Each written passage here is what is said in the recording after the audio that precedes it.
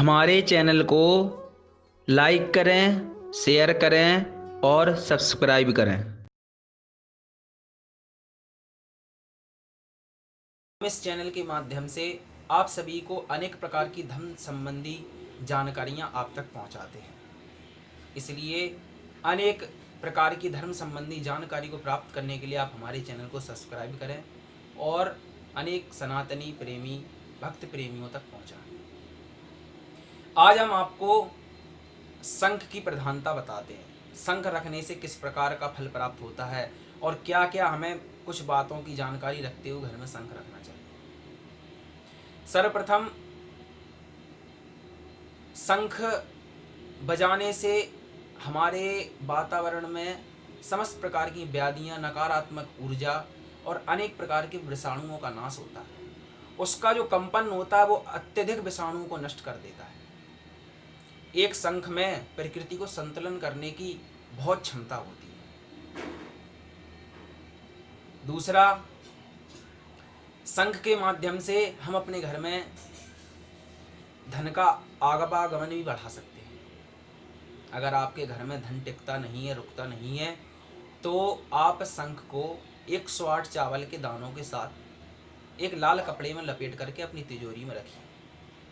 ऐसी क्रिया आपको दीपावली के दिन करनी है।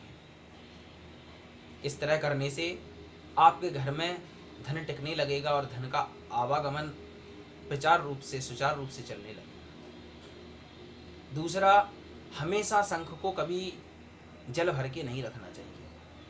अगर आप शंख को पूजा के समय इस्तेमाल कर रहे हैं तो उस समय आप उसमें जल भरिए और उस जल से अपने चारों तरफ के स्थल को और शरीर को अभिसिंचित कीजिए। इससे शरीर के अंदर अनेक प्रकार की व्याधियों का नाश होता है।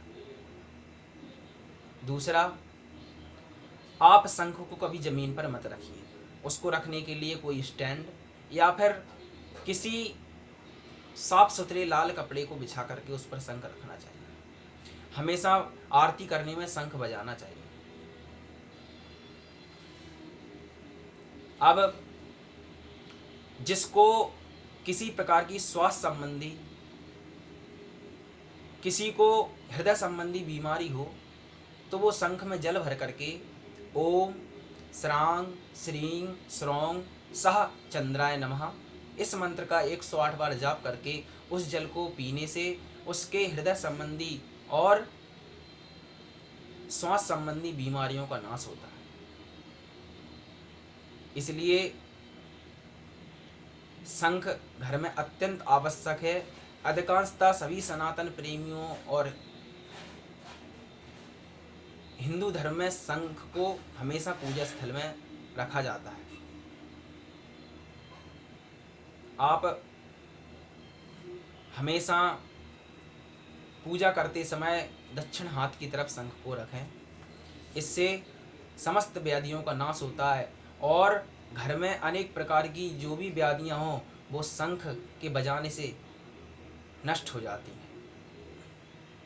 आज हमने आपको शंख की जानकारी दी। अगले वीडियो में हम आपको और धर्म से जुड़ी हुई जानकारियां प्राप्त कराएंगे। आप इस जानकारी को खुद आत्मसात करें और लोगों तक पहुंचाएं। जयतु संस्कृतम, जयतु भारत।